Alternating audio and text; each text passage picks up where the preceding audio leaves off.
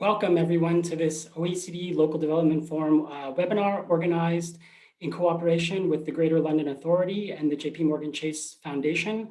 My name is Jonathan Barr. I'm a Deputy Head of Division within the OECD's Center for Entrepreneurship, SMEs, Regions, and Cities. I'll be the moderator of this webinar for the next 1.5 hours. Today, the OECD is very proud to launch a new report on future-proofing adult learning in London. It's a report with lots of new data and insights on the impacts of COVID on London's labor market, the changing world of work, as well as ideas about new opportunities for policy in light of the newly devolved adult education budget to the GLA.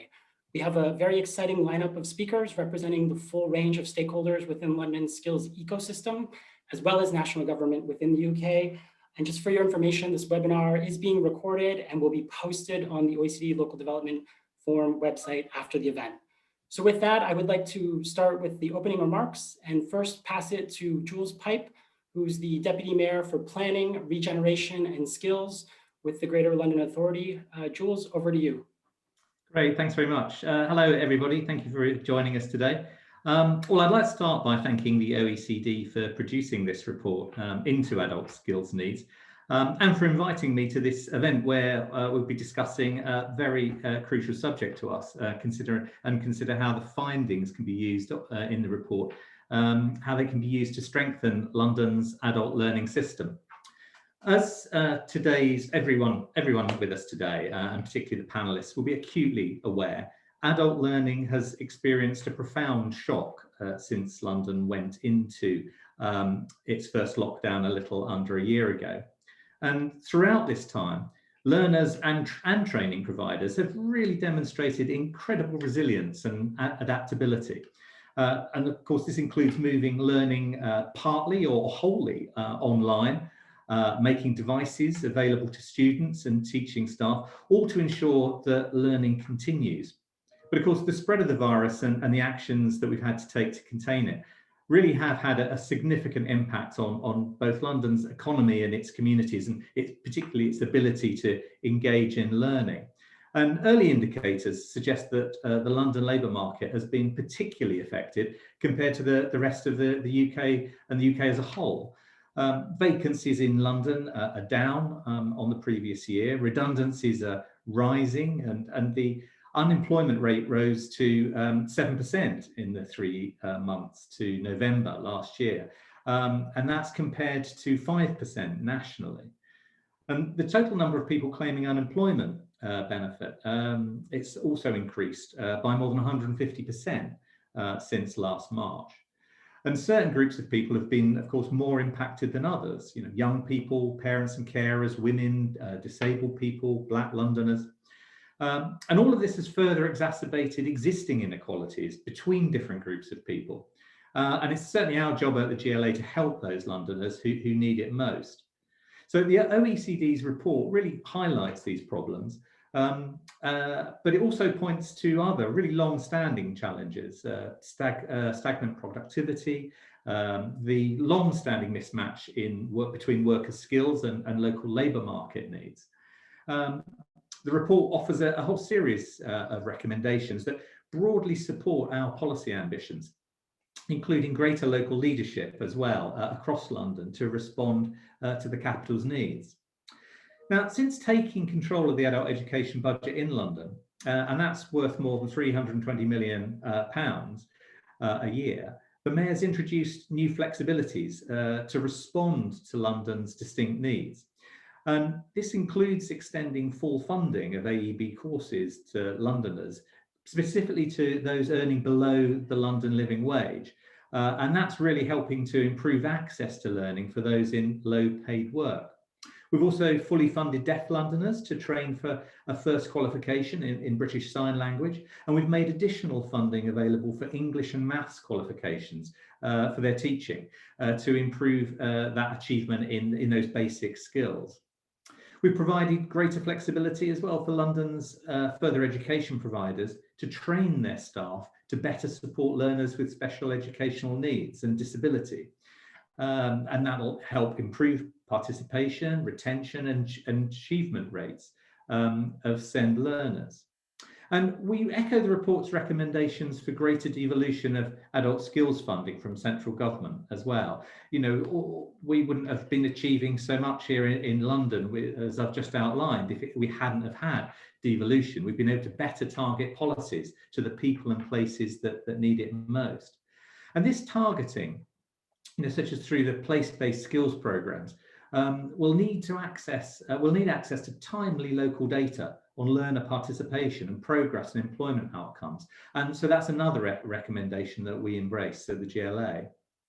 We also welcome the comments made in the DfE's recent Skills for Jobs white paper about better aligning skills provision to the local labour market need. And to date, City Hall has mounted a much multi-pronged response to the challenges brought by the pandemic as well. And firstly, we provided rapid support to training providers and learning during the first lockdown through our £11 million Skills for Londoners COVID-19 response fund. And that fund really enabled AE providers to expand their online provision, adapt courses, and build capacity to ensure that they're equipped to reach learners at risk of digital exclusion. And the Mayor made all level 3 qualifications lasting for a year or less free for any adult Londoner, unemployed or earning below the London living wage, in order to support their progression into a job or a better paid, more secure job.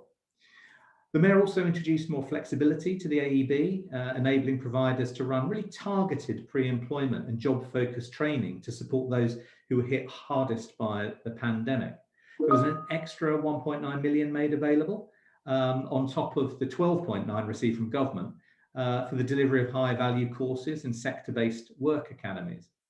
And from the next academic year, the Mayor's applying a London factor as well. So basically increasing by 10% the funding paid to all AEB fundable qualifications up to and including level 2. So again, support more learners to access pathways to higher level skills. And secondly, the Mayor and London's boroughs have launched a London Recovery Programme that's corralling partners across business, civil society and local government to deliver sort of a grand challenge to restore confidence in the city, minimise the impact of COVID on communities and build back better London's economy and society. And as part of London's recovery programme, we aim to provide Londoners with the skills needed to train or upskill for secure, well-paying jobs within the economic growth sectors, such as low carbon, green industries, as well as to develop the basic digital skills needed to participate in life online. We strongly agree with the report's recommendation to collaborate closely with employers in the design of adult skills programs and to ensure that small to medium enterprises are included in that. And that's why City Hall is committed to establish sector-specific skills academies. Already, we have consulted with employers in the creative, digital health and low carbon sectors to understand their skills gaps and our role in addressing them. And it's imperative that our collective response to the pandemic keeps an eye to the future as well. The report makes clear that even before COVID, London was beginning to transform into a more automated and digitised economy. This is really an opportunity for policymakers and practitioners to take advantage of some of the innovative changes we've seen in the labour market this past year, such as the increases in remote working and demand for digital skills. So I really hope that this afternoon's discussion really provides an opportunity for us to take stock of these profound challenges and consider how we can come together and ensure that London's skills provision is fit for the future and fit for London. Thank you very much. Great, thanks a lot, Jules, for those comments. Now I would like to pass it to Nadim Ahmad, who is the Deputy Director of the OECD Center for Entrepreneurship, SMEs, Regions and Cities. Over to you, Nadim. Thanks very much, Jonathan. It's going to be very hard, I think, to follow up on Jules's tour de force there in terms of the intervention that you've made, which I thought was excellent. But let me begin by saying what a pleasure it is as a Londoner to be able to join you all and indeed to join Jules and to join Patrick Thompson, the CEO of JPM Asset Management for Europe, the Middle East and Africa, and welcoming and thanking you all for joining us at this event today to launch our report on future-proofing adult learning in London. It almost goes without saying that I'd like to express a special thank you to the GLA and JP Morgan Chase Foundation for their close collaboration throughout this initiative, But I also want to say a special thanks to the many stakeholders that have helped to enrich the analysis, the findings and the recommendations in our report, including the Skills for Londoners Board, the Skills for London Business Partnership, and of course, the Departments for Education and Business Energy Industrial Strategy. The report could not be more timely. I mean, even before the unprecedented shock caused by COVID, which saw London's GDP contract by an equally unprecedented 16.6% in the second quarter of 2020. There were severe labour market challenges and pressures in London, and Jules has given us a very good overview of many of those already. But with 1 in 3 of London's workers working in jobs with skills mismatches, London has the 4th highest level of mismatch among the 13 cities and regions compared in our report, and significantly higher than Brussels, Copenhagen, Madrid and Paris. And skills mismatches weigh down on productivity, and it's no coincidence then, as Jules has articulated as well, that London's labour productivity growth over the last decade has been sclerotic and significantly lagging other OECD metropolitan areas such as Amsterdam, Barcelona, Berlin, Oslo, Paris and Stockholm. And this isn't just an abstract accounting concept. Lower productivity means lower growth, lower wages, lower well-being, and indeed typically higher inequalities. And worryingly, against that backdrop, even before the crisis, less than 1 in 5 of London's workers received any job-related training in the previous 4 months, and less than half of London's firms took advantage of e-learning tools. Of particular concern is that those that could benefit the most from job-related training, namely low-skilled workers, were the least likely to receive it. So addressing those challenges was critical even before COVID, but they are even more important now, especially as COVID has also accelerated megatrends such as automation, digitalization, the green transition, the gig economy, and teleworking. And these all point to potentially significant structural changes in the way that we work and where we work, and indeed whether we work. In London, nearly 1 in 10 jobs are at risk of automation, a high risk of automation, i.e. the high risk of being completely displaced by robots, machine or software, whilst 1 in 5 are likely to see significant changes in skills required to do them. And low-skilled migrants and the young are particularly exposed. And the acceleration in teleworking, a source of resilience during the pandemic, may also have a lasting impact, especially for London, which has the greatest capacity for remote working throughout the OECD. 55% of jobs in London can be easily transitioned to teleworking, compared to 43% in the UK and 34% across the OECD. And what's really critical here as well is the potential for a donut effect and a significant impact for central London's service economy, ranging from cafes and restaurants to high street stores and so on. And compounding all of that are the direct effects of the pandemic. Direct effects, for example, that have seen 660,000 foreign residents leave London during the pandemic, which has worked to reduce the available labour supply to firms and indeed also local consumption. And this all, of course, works to potentially slow down the economic recovery. Indeed, between February last year and this January, as overall job postings in London fell by 40%, and as we've also heard from Jules, the London's unemployment rate soared to 7% in December, which is 2.7 percentage points up on a year earlier. And again, that was the highest increase across the UK. So addressing these challenges required that we future-proof adult learning, which is what today's event is all about. Now, adult learning will be a critical part of the policy response to enable Londoners to transition to new employment opportunities by allowing them to gain the skills needed in this post-COVID labour market. And despite all of the negative messages and statistics I've just presented, I think we can be positive about that future. London already has a top-of-the-class dedicated skills strategy, the Skills for Londoners strategy, and the many other important programs within the city, such as the Digital Talent Programme, the London Progression Collaboration, as well as the Mayor's Good Work Standard, would all help to navigate these transitions and help address skills gaps. And the recommendations included in our report, which you'll hear more about shortly, add to this rich set of tools.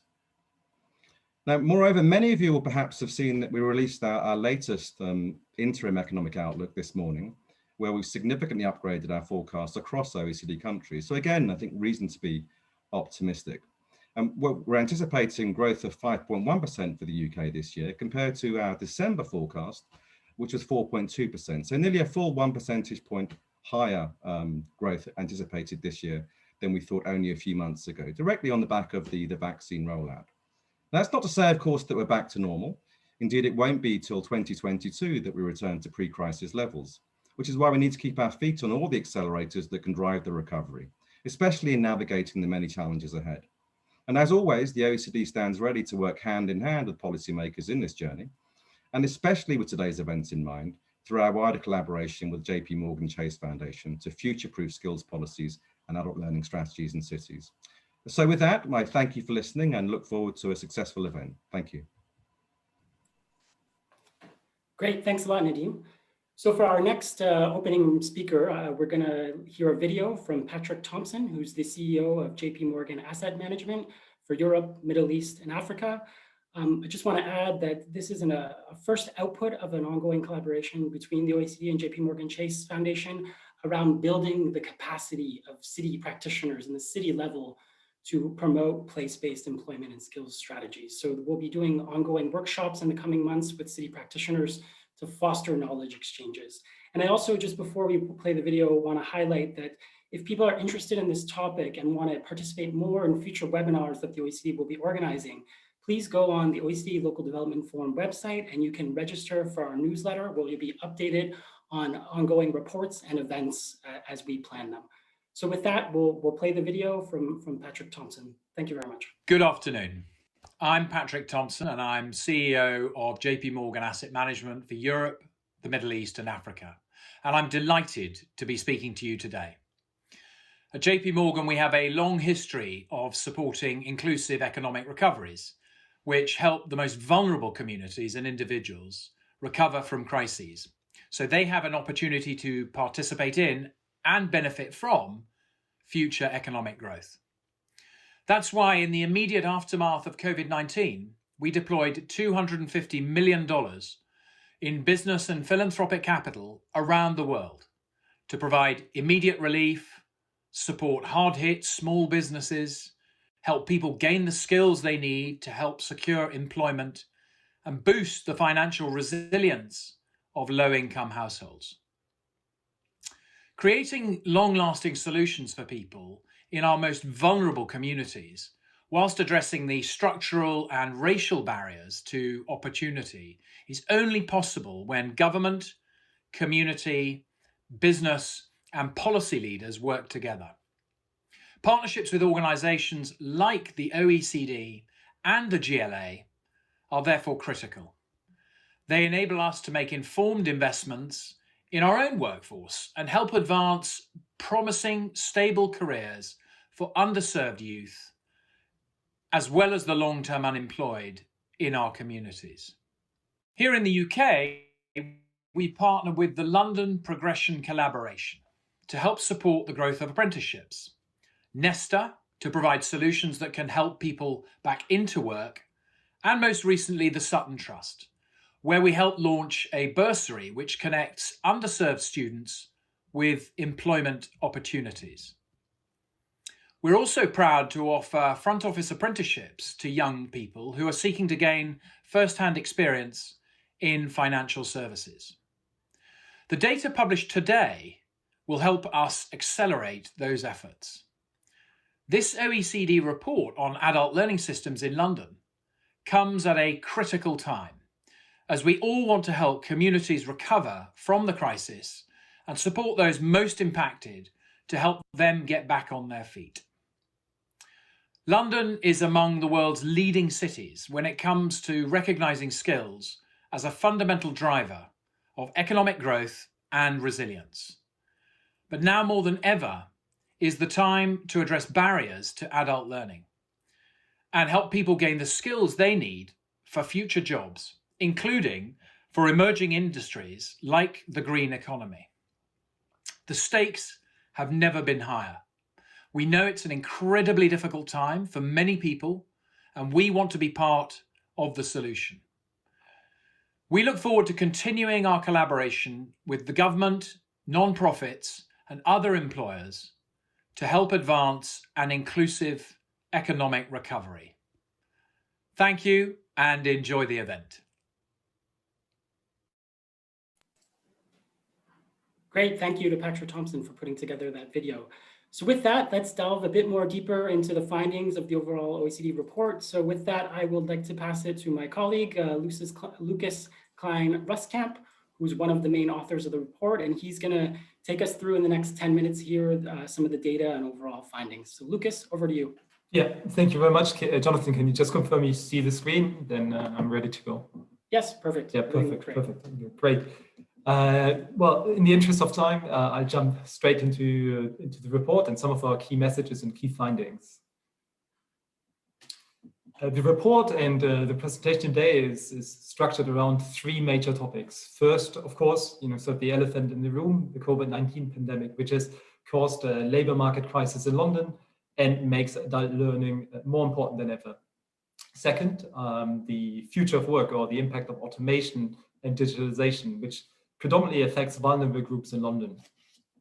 And thirdly, skills development in adult learning, which need to be better aligned with the world of work, by which we mean the demands of the local economy, the demands of skilled needs of local employers. Let me start with the question of how COVID-19 has impacted London's economy. Jules and Nadim already referred to a couple of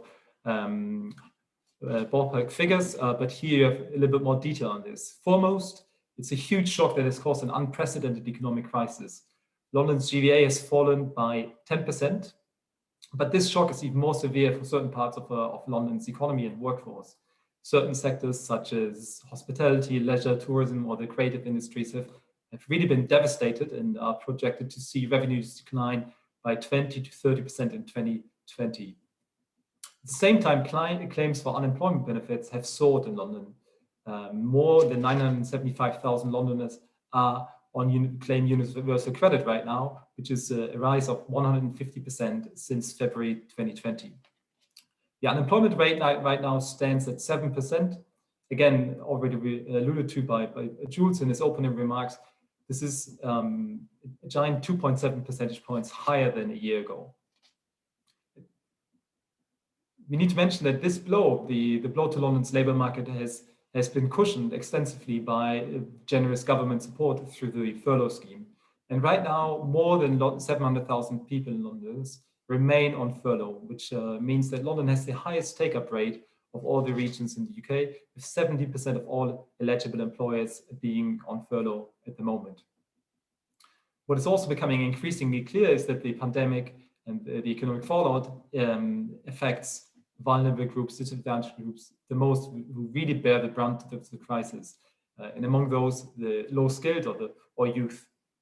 And thus, COVID-19 is already exacerbating existing labour market inequalities in London. But COVID has not only led to an increase in unemployment and the number of workers on furlough, but has also reduced job creation in London. Online job postings fell sharply with the crisis, and despite some recent recovery, still remain 40% below pre-crisis levels. This fall has been sharper in London than in other parts of the UK, and then in the rest of the UK, and was also remarkably steeper than the reductions observed in other major European capitals such as Berlin, Madrid, or Paris. COVID-19 has also brought about a new normality of remote working, which we are doing, all of us today, actually, in fact. But here we see very positive signs for London. We computed the share of jobs that are amenable to teleworking for all regions and cities across the OECD. And in this comparison, this international comparison, London comes out on top. No other city or region in the OECD has a higher share of jobs that can be performed remotely, with around 55%. It's really important to note that this has been a vital asset for London. Without this flexibility, London's economy could have been hit much harder by the crisis than it has been. And it might also boost resilience if future shocks should arise. Then again, we should also recognize that the rise in teleworking and its repercussions changes the economic geography of London. Commuting is significantly down, and city centre service and retail jobs are very much at risk. As part of the report, we've also analysed how the future of work will affect London's labour market. And this has become even more important as the pandemic has been a catalyst for change and appears to accelerate digitalization. One of the key challenges of London's economy is its lackluster performance in labour productivity. Effectively, labor productivity has been stagnant since the financial crisis, between 2008 and 2018, only growing by 2 percentage points. Compared to other large metropolitan areas in the OECD, London has had one of the lowest growth rates in productivity, significantly falling behind cities such as Oslo, Paris, New York, Amsterdam, etc. And a key challenge, or therefore the key challenge going forward for London, is really to boost productivity through a combination of targeted skills development and an adoption of productivity enhancing technologies. In that sense, digitalization might actually provide promising opportunities to raise productivity growth in London. The benefits of digitalization are particularly promising in London because while the future of work is already transforming London's labor market, London faces the second lowest risk of automation in a comparison of 16 major OECD cities. Based on the tasks of jobs in each city economy, we document that 8% of jobs in London are at high risk of automation, which means they are likely to be replaced by automation, by robots, by machines, etc., which is significantly below the OECD average of 14%. A further 21% of jobs in London face significant change in terms of skills and in terms of tasks and necessary skills to do those tasks. And to continue to do such jobs, work will require additional training and learning. But again, those 21% of jobs is remarkably lower than in other OECD cities and markedly lower than the OECD average of 32%. Yet, importantly, automation does not threaten workers equally when we look at the impact across different groups in London. Immigrants and youth are most likely to have jobs with automatable tasks, highlighting the urgency of adult learning programs to retrain adults and to foster inclusion in the labor market. This already brings us to our third and final topic, aligning skills to the world of work, by which we mean matching skills development with the skill needs of employers. When we look at pre-COVID evidence, we can see that many firms in London face hiring difficulties, and mainly due to a lack of applicants with the right set of skills. As a consequence, we have pursued an international analysis on this question by computing how many employees in London are mismatched by their level of qualification. Overqualification means being in a job that is below one's qualifications, and underqualification means being in a job whose skill requirements exceed the worker's qualifications. Taken together, 37% of Londoners are mismatched by qualification. 90% are overqualified and 18% are underqualified. And only 3 other OECD cities in our sample record a higher mismatch, which really emphasizes the relevance of skills mismatches and targeted skills provision in London. As part of the changing world of work, we are increasingly observing a job polarization across the OECD. In London, the share of middle-skilled jobs has declined by 9 percentage points since 2000. The good news here is that most of those middle-skilled jobs have actually been replaced by high-skilled jobs. But at the same time, low-skilled jobs also increased by 2 percentage points. Such middle-skilled replaced workers cannot simply move into high-skilled jobs, cannot simply find a job that is beyond their previous qualifications or skills, but they do require decisive action, decisive support, the necessary training opportunities. As illustrated, effective skills development and adult learning should be key elements for an inclusive and sustainable recovery in London. On the bright side, London already recognizes the importance of skills in adult learning. In effect, we could actually say that we could actually see London, or we see London as a best practice example due to its clear strategy, Skills for Londoners, which is the first among major OECD cities. In addition, London has launched several promising initiatives and programs to boost digital skills via the Digital Talent Program, to strengthen the apprenticeship system through the London Progression Collaboration, or to spread high-performance work practices among firms, the London Good Work Standard. Meanwhile, the pandemic has also revealed clear implications for training and learning, and London has already started work on addressing those implications. The labor market crisis means that adult learning will become more important than ever as some sectors decline and workers face an increasing need to retrain or upskill. Secondly, forcibly, we have been observing a breakthrough of online learning, which can, on the one hand, broaden access to learning at a low cost, but also poses new challenges. Namely, it requires adequate or basic digital skills, decent computer equipment, teachers need to be trained, and at the same time, an important part of learning in London is work-based, and now very much a threat. And this part of learning, this work-based learning in London, is very hard to move online.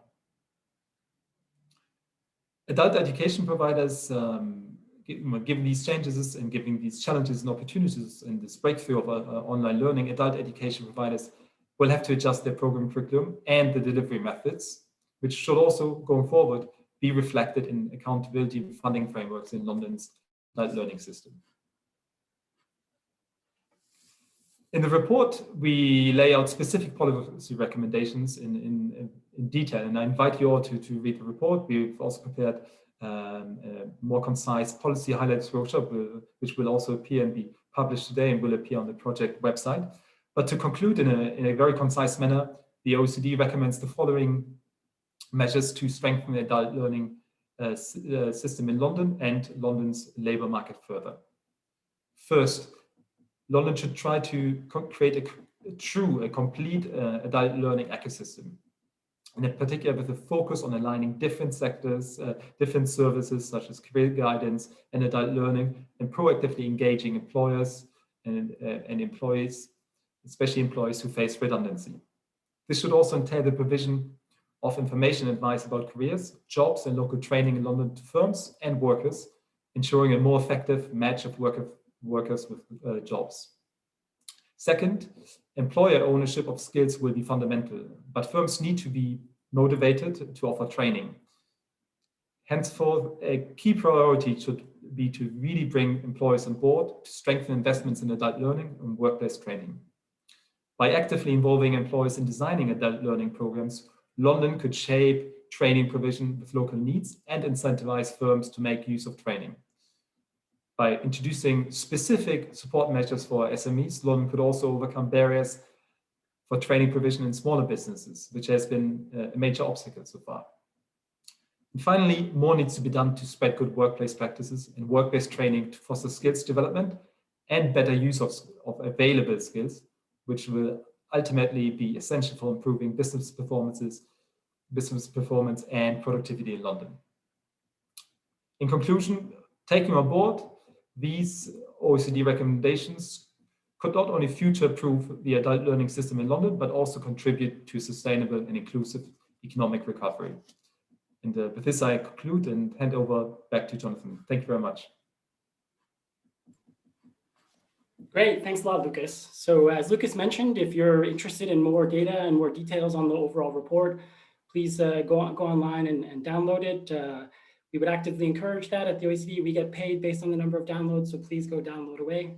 But with that, we're going to move to our panel discussion. We have 6 great panelists representing really the full range of stakeholders within the skills ecosystem in London and the UK. So with that, I'd like to first pass it to Angus Knowles-Cutler. Angus is the Commissioner for the London Skills Commission and Deputy Chair and Business Lead of the London Economic Action Partnership.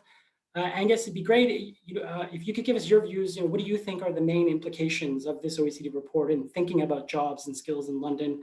And what do you think needs to be done from the business perspective to build a culture of lifelong learning? Okay, thank you, Jonathan. First of all, can I say excellent report. I highly commend it. It's such a difficult time to put pen to paper on something like this, with so many moving parts, COVID, which I think you've covered very well. I think something we don't highlight in the report, I'm sorry to be the first person to say the word, is Brexit. Brexit is done in one way, but for London as a service economy, where we're still negotiating a lot around services and wondering about, the future of going to be our EU friends in the London workforce, there's still a lot up in the air. So great report. I read it from 2 points of view, one from a kind of policy point of view for the roles you just mentioned, but also as a business person. And I ran Deloitte, the professional services firm in London, with 12,000 people for 7 years. So I've seen it from that, and I'm going to respond perhaps more from a business perspective, if I may, from the demand side, if you like, of London skills. And the first thing to say is, just going to your recommendations, the need for business policymakers, educators at both the UK national level and at the London level to work together has never been more important. I think just looking at our kind of recent UK history, I think business has kind of ploughed its own furrow. I think, and connected with government on things we needed to connect with, and perhaps the same with educators. And I perhaps a little bit more extreme than other major European economies. I think what's happened through COVID is governments had to really dig into business very quickly and understand business needs. And businesses really needed government intervention at an almost unprecedented level, certainly since the last war.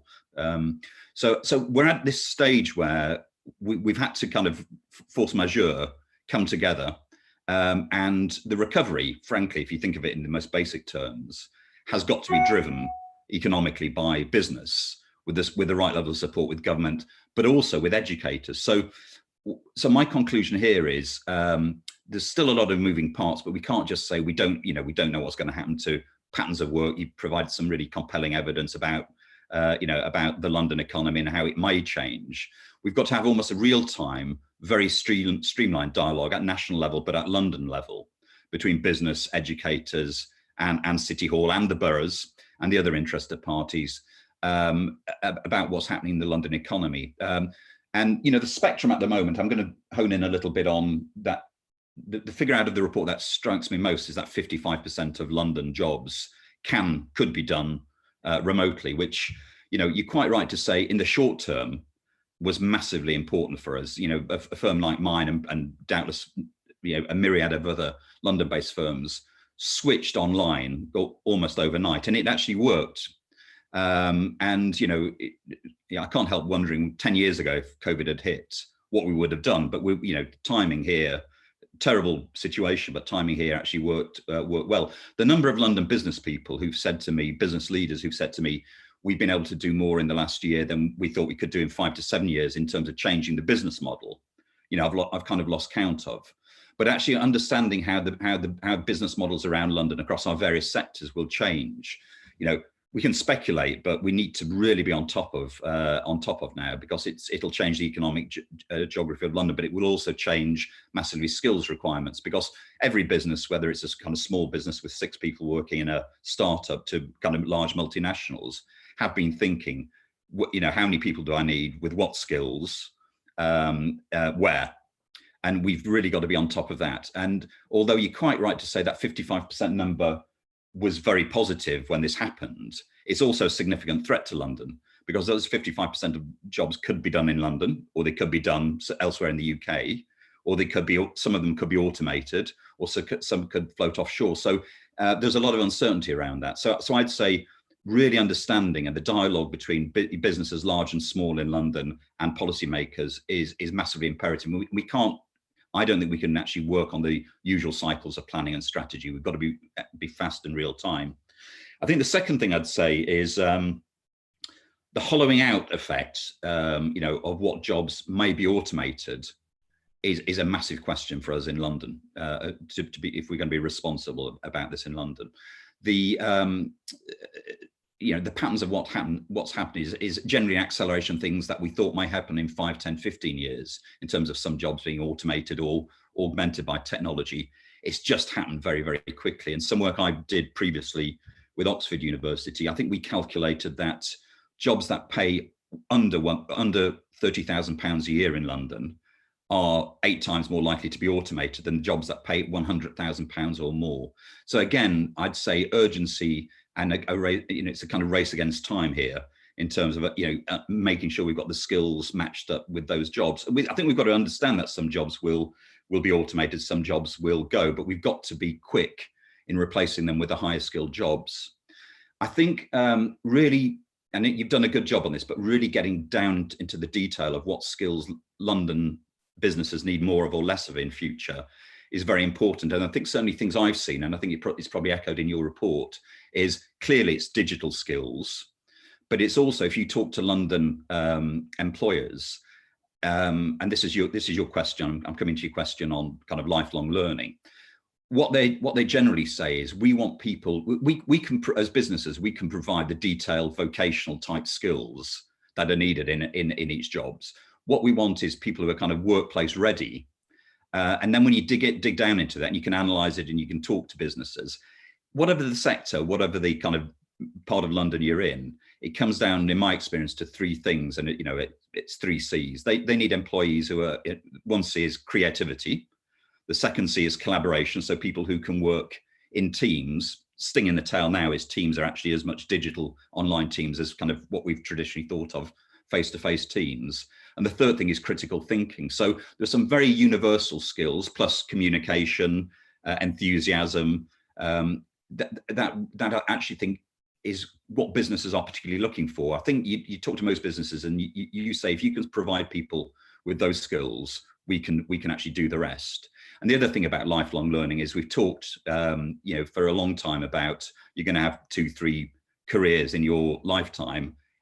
It's now happened, or it's happening. So I think actually supporting people to actually guide their own careers is going to be massively important. And I like some of the recommendations you make in the report about that, but people are going to have to guide themselves, but with lots of support, because I think the economy is changing so quickly.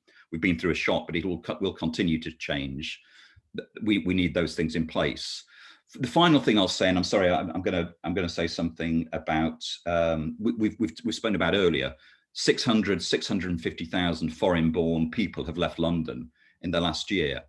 We really need to understand that better. It's very difficult, in your report, real time, to do it, but that could be potentially, if most of those were working age people, that could be 10%, 12% of the total London workforce. So we really need to know who they were. Are they coming back? Which sectors were they from? Because actually, you might find in some sectors, we're going to fundamentally have actually a job worker shortage that will impede, returning the economy to normal. But it also might mean we've got the opportunity to reskill Londoners quickly to take those roles.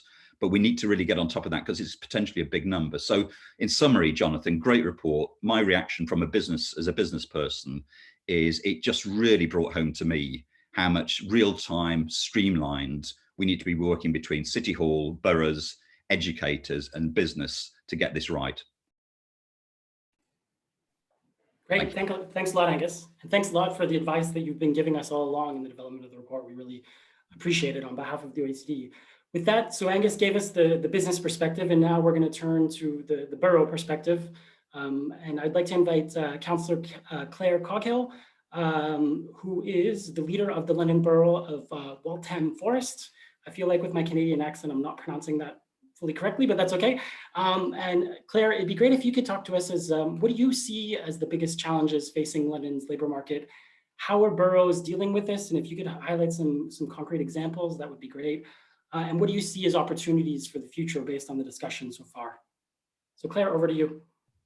Thank you so much, Jonathan. And the pronunciation was spot on. Love it. Thank you so much for inviting me today. I'm really delighted to be here. I feel very stimulated and pleasantly challenged by what we're talking about today, which I think is always a great balance, and fantastic to hear from other speakers, especially Angus, and to get that business insight, which we always need front of mind in local government, is really great. I just wanted to talk briefly. Obviously, lots of people on the call will deal with local councils, but plenty of you won't. And effectively, the way we're now funded, we operate far more like businesses. We're very slick. We have our own skill shortages. I'm desperate for social workers. We've got a crisis, a national crisis, in having people who are qualified to be quite junior, or even to be, particularly more acutely for team leaders and managers. So I think what is being discussed today is something that we're actually keenly aware of from our own perspective. And I think the more joined up we can be, the more effectively we can help solve one another's problems. I think the impact on London and Londoners of the COVID crisis is huge, and we will only really be able to account for it in the coming months as more and more data becomes available and we actually see the impact of the furlough scheme ending. In my own authority, we've seen thousands upon thousands of people who've never been unemployed, either unemployed or now furloughed, and it's really taking its toll on our communities. The upside for everyone on this call is that for the first time, really, ever, jobs and skills and the education that's required to get those skills and then access those jobs is higher up the political agenda in London than it's ever been. I've worked in this area for a really long time. I used to work for a chairman of the Education and Skills Select Committee, so I've always wanted to be able to bring this to the fore, but sometimes you have to wait for the economic and political climate to be right. And as terrible as this situation is, the climate and the time are now right for us to really push forward on these issues. The impact on Londoners is profound, but we have been a resilient city for 1,000 years and nothing will keep us down. We will rebuild and we will continue to be exciting and vibrant. We know the sectors where we've been particularly badly hit. We know the challenges that central London faces, but they're nothing that can't be overcome. I think it's something fundamental about and I say this as a politician, something fundamental about the honest conversation that we have with our young people and those people seeking work about if they want a good quality of life, which is what I'm interested in helping people get, then they need a certain skills level. And if they get a certain skills level in certain areas, in certain professions, they will fly up the career ladder. They will have the nice flat. They will have the economic independence. They will fly the nest. And I really passionately believe that we have to be honest with our residents and with our people across London about what that means. And which is why I love the report talking about an ecosystem, because there's something very real. It's totally real, this situation. These are people who are unemployed. These are families who haven't got enough money to support themselves, who are reliant on food banks. But sort of continuing with the idea of handing things out and down and this very patriarchal way of looking at central and local government is fundamentally unhealthy and unhelpful in the long term. So what are we doing so that people understand the scale of the work offer that exists in London and in this country and around the world, and getting certain skills? What will that enable you to do? How will you be enabled to take control of your life and your family's life into the future? And so many of my residents understand that straight away. They've left war-torn parts of the world and made their way to Walthamstow or Leighton, and they know what graft looks like. And they know that education and skills are going to be the way that their children and they themselves live a better life. So I think that the beating heart of London is what it's always been. I think the joy of COVID, and there's not much, but it has been these partnerships that have emerged. I've never had a partnership with the NHS like the one I have now. I can get people out of hospital faster and back to their homes faster than I've ever been able to. We've got a better relationship with our communities than we've ever had. People trust local government to give them messages, and we can persuade them on issues like skills and accessing work opportunities. They are listening to us in a way that they've never listened to us before. Thousands of people listen to my Facebook Live broadcasts about COVID. Over 100,000 people read my weekly briefing on COVID. I mean, this is unprecedented in terms of being able to access the people that we've always found hard to reach and who have always found our range of institutions represented on this call a barrier. And I would really like to put in a massive pitch for London councils. We work together as one institution, hand in glove, irrespective of political difference. And the leaders and mayors around that table, we are all asking questions about how we work together better and the best practice across London. Some of the stuff that Camden's doing, some of the stuff that we're doing in Waltham Forest is absolutely phenomenal.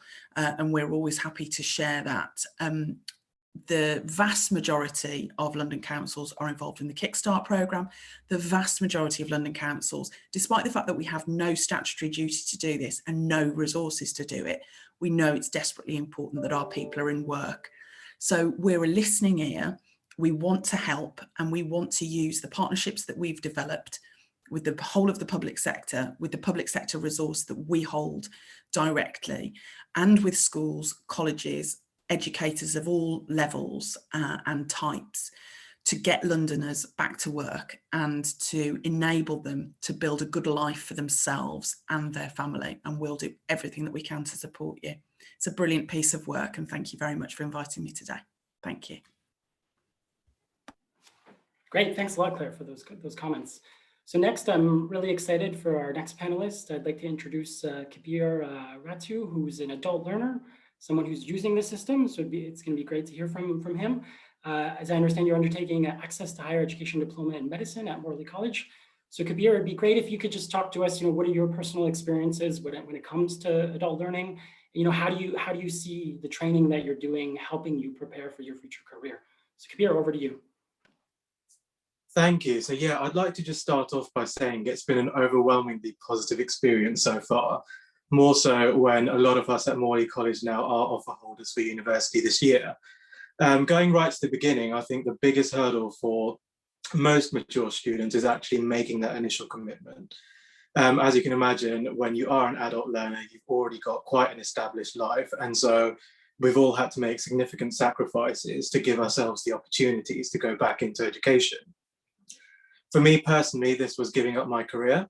And when I look back on it now, I see how big of a risk that was, considering that there isn't actually that much information out there on access courses or how good they are at getting you into university. But pairing the risks that we've taken alongside, I think generally being an adult, you know more about what you want. I think the access courses are absolutely great because they are specifically tailored to what you want to then move on to do at university. So to give some background, as mentioned, I'm a medicine applicant and I'm doing access to medicine and medical bioscience at Morley College. And biology, when I did it a decade ago, involved plant biology, ecology, all these things that as a younger student you want to be exposed to. But as an adult, I know exactly where I want to go. And so my modules are purely human biology, and the way that they assess us in colleges as well, we have a mixture of essays, report writing, vivas, presentations, practical skills, all things that I know will definitely make it an easy transition going into university later this year. I'd say that COVID itself, luckily, has had quite a minimum impact on us students. As mentioned, I think in London, but also the country as a whole, we've all adapted to it very well in making that transition to moving everything online. Obviously, being in a science-based course, this has meant that practical experiments and so on have had to either be cancelled or moved, but I think that's something that our tutors have worked extremely hard on. They've been really good at changing our timetables, and with the constant regulations being changed, they've worked incredibly hard to make sure that we still get all of our educational needs met. There has been a social impact, of course, but that's not exclusive to students. I'm sure you've all experienced it as well. But that being said, being in London, we've already got such a diverse community, and the access courses bring people from various different age ranges and different backgrounds. And it's been an absolute pleasure working alongside these people who share the same sort of dreams and ambitions that I have. So as mentioned, the university prospects are looking great, whether you're starting a career, changing your career, or advancing in your career. We've all got more education now, and we're going to move on to university to become even more specialized. And ultimately, that will lead to us being a better asset, not only for London, but for our country. Two areas that I've noticed that have been a little bit problematic and probably do need some focus would be recognition and standardization of courses. So a lot of universities still are not recognizing access courses, which obviously lowers our options by quite a bit. And from the ones that do accept access courses, a lot of them have certain affiliations with colleges. They've seen the course structures from college A, and they've decided that we're going to allow those students into our course. But if you're in college B, even if you've got the exact same course structure, you're not permitted to apply to that university. And that for mature students, I've found as a whole is a bit of an issue, because compared to 18-year-olds, we don't have the same, I would say, amount of geographical freedom to move around the country. And to give some idea, I live in London, and in the entirety of London, there were only 2 medical schools that I was able to apply to, which is a very minuscule amount when you compare the amount of universities we have in London. But as I said, a lot of us in college now have got offers from universities. We're extremely excited to move on, and it's been a great experience. And I think we really need to make more adults aware that access courses are an opportunity for them as well. Thank you very much. Great, thanks a lot, Kabir. That was great. You're I think an inspiring example for all of us. So what we're going to do now is, you've given us the learner perspective, and now we're going to turn to the provider perspective. And I'd like to introduce Jerry McDonald, who's the principal of New City College. And Jerry, it'd be great if you could talk to us, how are adult education providers adjusting to COVID-19? We know it's been a big change for many providers in the delivery of programs. So how are providers adjusting? And secondly, what opportunities do you see as a result of devolution to London in terms of improving access and the relevance of training going forward? So over to you, Jerry.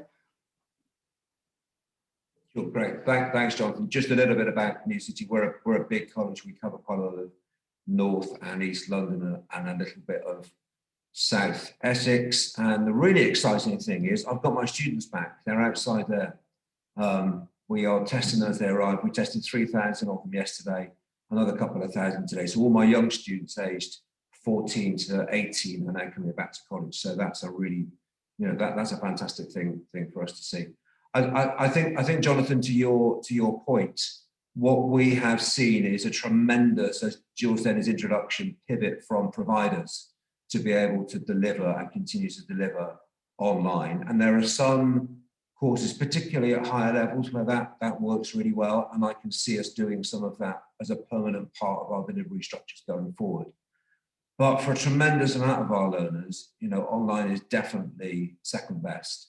And that's why we're really, really pleased that we're starting to reopen now for our young people, next week for our adults, and get them back into college as soon as possible. And I think that brings me quite rapidly onto your second point, because one of the things which I think is really noticeable, and it's a bit in, I think Luke has mentioned it really in the report a little bit, but I want to extend that point if I can, is that the London skills market is quite polarized. And I think that we need to recognize that going forward. And Claire will know exactly what I'm talking about in her local area. We have a tremendously big need for basic English, basic maths, basic digital literacy, and ESOL provision. And we have to get that right, because that's the foundation, the building blocks for so much of what we need to be as a great competitive city, and hopefully move up those. That productivity ranking, that's been a problem forever, because hasn't it? We've never got that right. COVID or no COVID, England's always at the bottom of the pile for that sort of for productivity measures. But I think if we have to get that part of our offer right, and I think that's what providers traditionally have been pretty good at. The second part is the type of thing that Angus has spoken a little bit more about, which is what we do at higher skills levels and what we do in our work with employers. And I think the sort of, if I can use this phrase advisedly, the curse of London is it has been past tense, a big, porous, open labour market that's able to recruit people from all around the world. And I think that probably that's over, and that probably we're going to have to wake up and say, oh my goodness, we better train our own people. How about we get our own people into, and that's not a protectionist or a narrow-minded thing. That's just saying that, as Angus said, we've lost an awful lot of people out of the London labour market. And the idea that you can not prioritise skills because you can always attract people to come to London, I don't think that's going to be the case moving forward. Which is why I think the first recommendation from the report is so important. And why I fully agree with it, the idea that we need a fully joined up FE system. I mean, FE College are quite good at working with each other, the same as Claire's talked about her partnerships. FE College are really good at working with each other. But I think that we now need to work even more closely with employers. But I think, Jonathan, that employers need to see us far more as a first port of call than a sort of last resort. I can't get anybody, I better go talk to my college, see if they've got anybody. It needs to be a dialogue that's much more sort of front and central to everything that we do if we're going to really make that work. Because the key thing for me is, where does the skills transmission process take place? And at the moment, I think that the basic skills transmission process is very much a college activity in London. And we're good at it, and we do it on a big scale, and we've done it for a long time. The higher level skills, by which I'm putting meaning level 3 and above, not just level 4 and above, is not really something where employers naturally see college being central in the heart of that system. And if we're able to have the dialogue with employers so they do see us as part of that, and it's much more my skills needs will be looked after by my college, and I will work in partnership with them, then that's a tremendous place for us to be. And that's why I think, and George didn't pay me for doing this at all, but I think that's what George and his team get right, is that they're very, very close to the provider network in a way which we as FE deliverers haven't seen for a very long time, which means you can have that dialogue, and you can be, in the way that the GLA has been, very responsive, and you can use the levers of funding and rules, which are way too complex in FE, and simplify the process, the delivery mechanism process, through funding levers and through demonstrating what your priorities are in actually a really effective way. And I think that's what the GLA has got right. I was completely agnostic on devolution before it starts, and now I'm a big fan, because it's really worked for the provider base, which means it works for Londoners.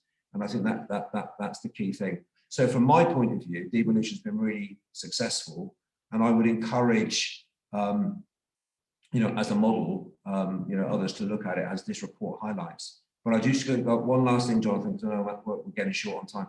One last thing is, I because of what I do in my job, I haven't worked from home at all. I come to college every single day. We've been open for our vulnerable learners. So I'm driving through, if any of you know London, I'm driving through the Blackwall Tunnel. That's never a joy. That's always been packed out every day for the last 14 months. Or on the Docklands Light Railway, that's completely packed out. So I'm traveling often with people who are, lower skill level or manual occupations, for whom COVID is not really, there's no been work at home instruction for them. They've had to get to work. And then I come and have Zoom meetings with everybody at home. And I think that the London skills market has to address both those constituencies and do it powerfully and do it well. But I agree with Claire, we're an optimistic city, and I think we can do that if we put our mind to it. Great, thanks a lot, Jerry. So now we're going to turn to Andrew Carter. Andrew Carter is the CEO of the Center for Cities. And Andrew, it'd be great if you could just reflect on the discussion you've heard so far, and what do you see? What are the lessons that can be drawn from this discussion and from the OECD report overall? And it'd be great if you could just give us a bit of a broader kind of view of the overall UK perspective in terms of other cities, what they're doing, and what you see as priorities for adult education and learning going forward. So Andrew, over to you. Great, thanks, Jonathan. Let me make 4 quick points. So the first one, I think the first lesson we can draw, and this is particularly the case as we go to different places in the country, is that yes, we need to focus on the supply of skills, but actually we really need to think carefully about the demand. We really need to think about getting the demand for skills right. And in a sense, the economic growth of the country or the economic growth of the city in London or anywhere else is really quite important. We know this. If you have low skilled, you do much better in cities where overall demand is much stronger. You're much more likely, if you have very few skills, to be doing middle skilled or high skilled jobs and to be earning more. So that first question about, the overall demand side, I think is really, really important. The report makes this, but we get lost, I think, sometimes in overly worrying about the complex and messy nature of the supply side on skills. So that would be my first lesson and observation. My second one would be, again, obviously, skills are incredibly important. We've heard this over and over, and they're important not just to the individual, but they're important to the place. Again, when you look at the economic performance of places across the OECD, the more skills they have in their place, the better they do. It's a simple, straight line, very nice correlation. So, you know, it really matters for the individual. The more you learn, the more you earn, but it really does matter to the places as well. But, and there's a kind of but, and again, the report picks this up, the skills sort of policy area needs to be integrated with other policies that also make places successful. In a sense, that takes us into thinking about, you know, housing markets and housing policies. Particular problem in London, very, very expensive to live in that. We just simply choose not to build enough housing in London. That means it's very expensive for those, particularly at the lower end of the income distribution. Transport systems, very good in London, pretty bad pretty much everywhere else in the UK. So the integration of a skills intervention and skills policies with housing policies, with transport policies, and indeed with health policies. For example, we've learned this very clearly through the pandemic, that we need to integrate, and that can often be done better at the city scale or at the city region scale than it can at the national government scale. Governments struggle to integrate different policy spheres, I think. The third observation I would make is this, and this is a little bit back to the past, really. We know that helping people, particularly at the margins of the labour market, it can be quite expensive and it can be very difficult, particularly in the short run. Yes, we get long run returns to the investment, but it is a chunky expenditure in terms of money and effort. You know, we've learned this and forgotten this several times over several decades. We're going to forget this and learn it again through this pandemic. You know, we dismantled the architecture that we established in the early 2000s to deal with all of this through the New Deal for the unemployed. We dismantled all of that. Now we're going to have to put a lot back in place. So we just need to remind ourselves that this cannot be done on the cheap, and this would apply whether the pandemic had come along or not. You know, it's a costly and complicated and difficult process, and you need to allocate resources to do it.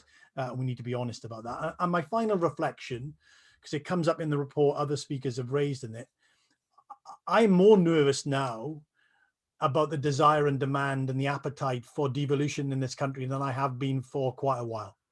In a sense, I feel like over the last 18 months, the government has gone very cool on further rounds of devolution.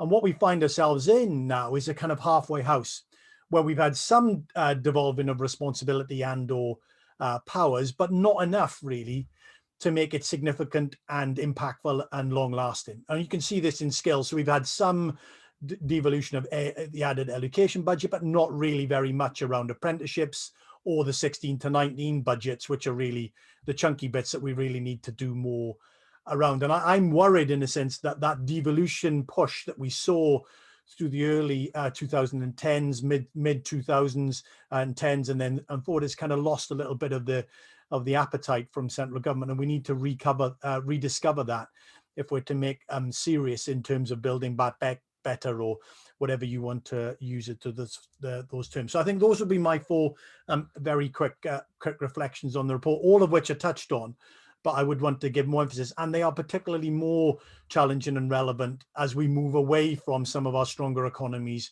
which London obviously has typically been over the last decade or so. And back to you, Jonathan. Great, thanks a lot, Andrew. So next, we're going to turn to our last panelist before we move to the closing remarks. So I'd like to introduce Joe Billington, who's the Deputy Director with the Education and Skills Funding Agency at the Department for Education. So Joe, it'd be great if you could talk to us, from the national government perspective, what are the UK government's plans for the future of adult learning going forward? We've seen a lot of big announcements around programs, the Lifetime Skills Guarantee, for example. So if you could just talk us through what are the government's plans for the future of adult learning, including the new priorities defined in the recent Skills for Jobs white paper. So over to you, Joe.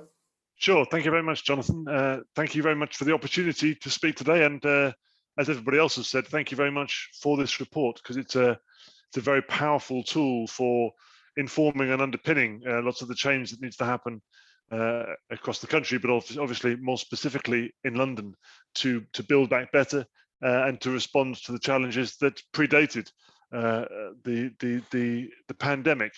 And I think that's just worth reflecting on. We have published a skills white paper at the end of January, that has been quite long in gestation, so long in fact that many of its roots do date back to prior to the pandemic, and that as your report points out, there are many issues that have been endemic to the London economy and to the UK economy as a whole for a very long time, that we need to tackle, and that have come to a point as a result of the pandemic, and indeed as a result of other economic and cultural forces that we've also alluded to. I was very taken particularly by Jerry's point about the fact that we don't have access to the skills on a tap as we used to be able to have, to be able to import skills and employ from all over the country and indeed all over the world. That hasn't been possible during the pandemic, and it probably won't be possible going forward. So the white paper that we've recently published is particularly picks up on themes I think that are very pertinent in your report as well, around productivity, around the importance of retraining and constantly retraining throughout life, and about closing skills gaps, addressing skills mismatches, and this problem that we've been discussing in the skills policy arena now for at least as long as I've been around, 20 years, about how we encourage investment in skills, private sector investment, and just employers' investment in the sense of time as well. And I think it is worth reflecting, and this is quite a big shift from the government perspective, that the white paper is built upon a principle that that skills and human capital are an intrinsic part of any countries, any cities, any regions, any businesses' competitive advantage, economic competitive advantage. And so building upon skills, developing skills, addressing those issues are central to economic prosperity and economic growth. And that's something that hasn't been particularly central to the drive of the Department for Education in the past, and inevitably the Department for Education is dominated by schools, and the notion about adult skills and how we ensure that the workforce is well equipped with skills for a constantly changing environment has not necessarily always been central to what the Department for Education has been doing. And it is very, very prominent amongst our current political leaders, our Secretary of State and ministers, that we want to position the Department for Education and skills policy as a fundamental part of the economic response to the pandemic, and indeed the economic response to many of those underlying issues that we've been dealing with for many years, and have led to those challenges of productivity, the need to retrain, and those skills gaps. So there's three things that I think I want to say just that are the core themes of this white paper. And the first and foremost is that if skills are to be a core part of the economic competitive advantage of the country, then it is absolutely essential that we are delivering the right skills that facilitate businesses thriving and prospering and being able to plan for and have access to the skills for the future. And we have said for many years that we need to put employers at the heart of the skills system. And there is much more now in this white paper that is very specifically putting employers at the heart of the system and entrenching them there, and in some cases even legislating for that perspective. And there is a range of those features, all the way from one end at the kind of very national, very policy specific end of the spectrum, where the Skills and Productivity Board is now operating to make sure that there is advice and guidance coming to the Secretary of State about skills gaps, about skills needs, about skills change across the country, coming from leading economists, but also from business itself, to ensure that that skills policy is informed by that. There's also about the essential change to ensuring that every single qualification, every single technical qualification, will be based upon a standard that has been developed by employers by 2030. And that's a shift that is built upon the success we've had with apprenticeship standards that we're using in T-levels, and that we're going to roll out across all technical qualifications to make sure that if you are pursuing a qualification, a publicly funded qualification, you can be confident that the skills that you are learning are relevant and pertinent to what employers need. We're also ensuring that it is an employer-led body that will be determining the priorities of the local skills improvement plans. And these local skills improvement plans will be led by employer-led organizations, which will be organic, employer-led organisations that pre-exist and grow up because they are from and about business in the first place, to ensure that they are identifying where the skills gaps are and what needs to change in the local skills environment to make sure that those skills gaps can be addressed going forward. And then at the very far end of that employer spectrum is about making sure that for those employers that don't have the time, and the vast majority of employers don't have the time to be involved in any of those sorts of policy initiatives, to try to make sure that the skills offer, and this is alluded to in your report as well, that the skills offer for employers is coherent and navigable and responsive, so that if an employer is presenting itself to the technical education system, it is possible to have an engaged conversation and a responsive conversation that talks about, that has the right language to be able to create a response to employer need that can really deliver what they want. So that's the first point, about making sure that employers are absolutely central. The other thing is about cultivating lifelong learning. And again, it's a phrase that has a long history, but there are specific commitments now in the Lifetime Skills Guarantee that the Prime Minister announced last year that are making that really apparent. So we are rolling out right now the level 3 entitlement, which will mean that everybody has got access, no matter what time of life, to a qualification equivalent to A levels that is pertinent and relevant to local skills requirements. So those the qualifications which will be eligible for the Lifetime Skills Guarantee will be those that we know have got a good salary return and will contribute to the local economy. So we have a guarantee for that level 3 entitlement. We have a lifelong loan entitlement as well, which will mean that over time, we'll be building this system over a while, that everybody will have access to loan funding on a similar basis to how you have that for a degree right now. You'll have access for that sort of funding to support your technical qualifications as well at level 4 and 5 and above, and also that will be available throughout your life. And we're also currently running these much shorter boot camp courses to be able to help invest in the specific skills that people need to realize what employers need for those jobs. So we've rolled those out. We have some that started in January on a small scale as the first pilots, and those will be rolling out to have a much more dynamic and responsive market in qualifications at levels 4 and 5. So in terms of the Lifetime Skills Guarantee, making sure lifelong learning is a core part of how the technical education system works, we have those commitments that are rolling out right now. And the third part is about how we just talked a little bit about devolution, and devolution is a complex subject, and I recognise some of the challenges that we've just been hearing about. But we also want to try to make sure that our providers have greater autonomy to be able to respond to their local demands, their local economy, their local communities, and less time spent on looking at lots and lots of different funding streams and lots of different requirements and boxes to tick. And I'm sure Jerry will be very familiar with this in his college. I'm sure I've been in further education training providers as well, and it's a constant bind. So we're currently running, we will be launching very soon. We're just developing a funding and accountability consultation, which will be striving to simplify the funding system, to minimize the number of different funding streams that everybody is trying to register for, but also use our accountability tools to help make sure that our providers are responsive to the right demands upon them, rather than looking to Whitehall, looking to their locality, looking to their economy, looking to the local employers. And that's not easy. Because those demands, Whitehall is bringing an awful lot of the money, and there's a tendency to look in that direction. One of the critical issues in here as well is a desire to look.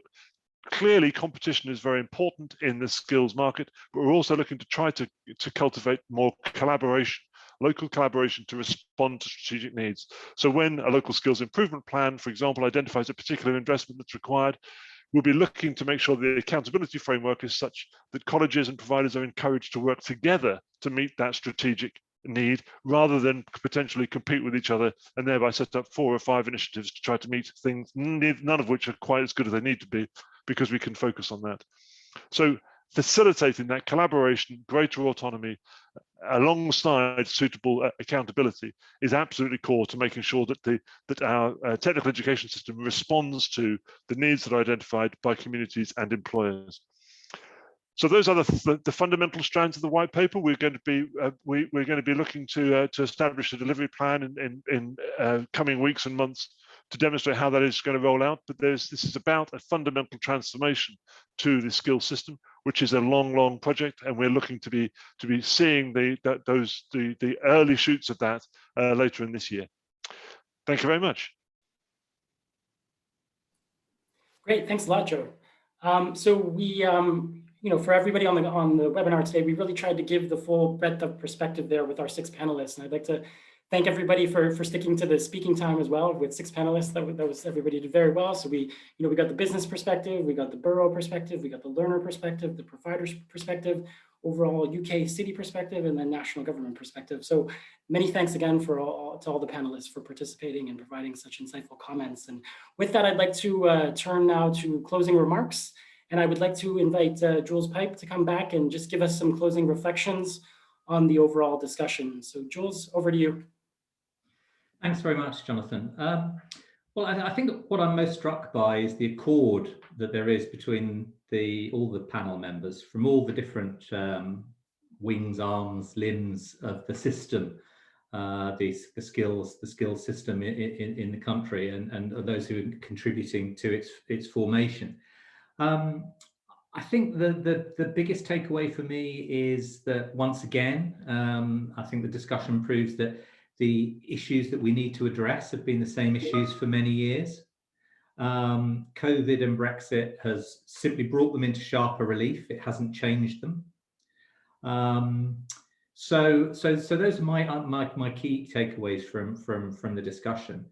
I mean, as for next steps for us at City Hall, I mean, work is already underway on the London Recovery Programme, to build back better, that I mentioned at the beginning. And, the Mayor is ready to take on the enormous challenges presented by the pandemic on delivering that recovery programme.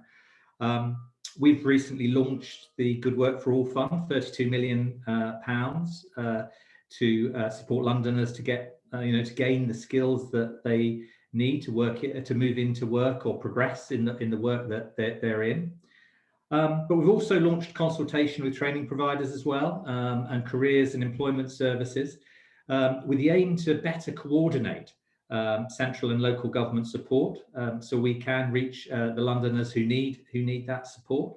We want to ensure that there's no wrong door, and Claire and I were at an event earlier today to discuss that very thing about making sure there was no wrong door for Londoners seeking support to either finding a route through to improve their skills or a way into work.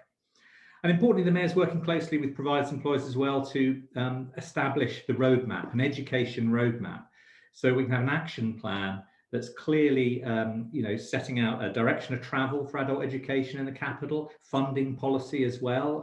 Joe mentioned that about the getting greater clarity for providers to, and also those seeking skills training as well.